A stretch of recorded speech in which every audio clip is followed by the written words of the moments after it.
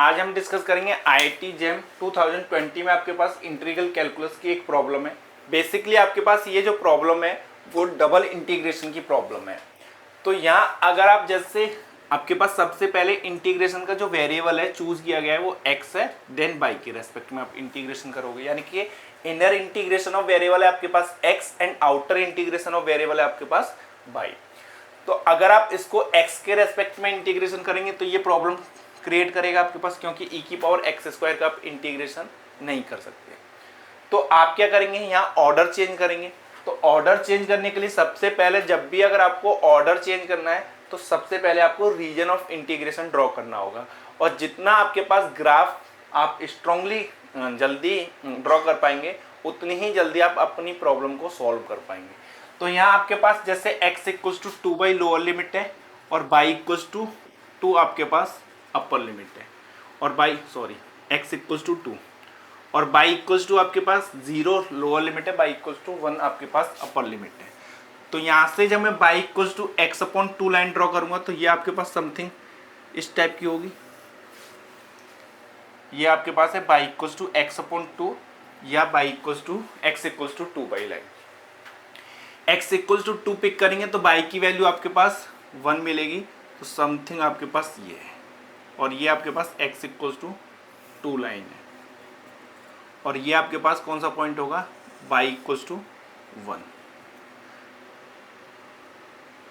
तो ये y equals to 1 line हो गया आपके पास, और y इक्वल्स टू 0 लाइन आपके पास ये होगी। तो आपके पास जो गिवन रीजन है वो ये रीजन है।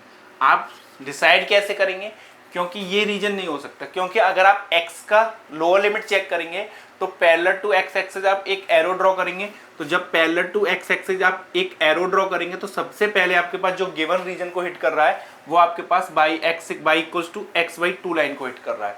तो यानी कि यहाँ से आपके पास जो x की लोअर लिमिट मिलेगी वो x equals to 2 by line मिलेगी। तो यहाँ आपके पास x की जो लोअर लिमिट गिवन है वो क्या है, 2 बाई। दैट्स वाई आपके पास जो रीजन है वो ये रीजन है आपके पास।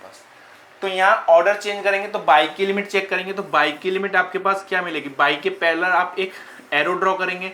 तो सबसे पहले आपके पास जो रीजन में एंटर कर रहा है आपके पास एरो, तो वो कहाँ हिट कर रहा है, y इक्वल्स टू 0 लाइन को, और जब एग्जिट कर रहा है तो y equals to x/2 line को।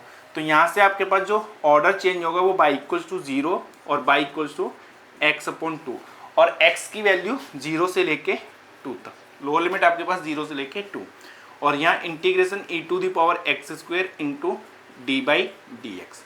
अब y के रेस्पेक्ट में जब आप इसको इंटीग्रेशन करेंगे तो ये इंडिपेंडेंट ऑफ y है, तो आपके पास 1 का मिलेगा y, that is x/2 e⁻x² into dx। x की लिमिट 0 से लेके 1, तो 1/2 को बाहर ले लेंगे आप, और इसका x² का डेरिवेटिव आपके पास 2x मिलेगा। तो x है आपके पास, तो इसका क्या करेंगे आप, 0 से लेके x की limit lower limit 0 upper limit 2, तो आप 2 का मल्टीप्लिकेशन करेंगे, 2 से डिवाइड करेंगे तो ये 1/4 2x e⁻x² इंटू dx मिलेगा।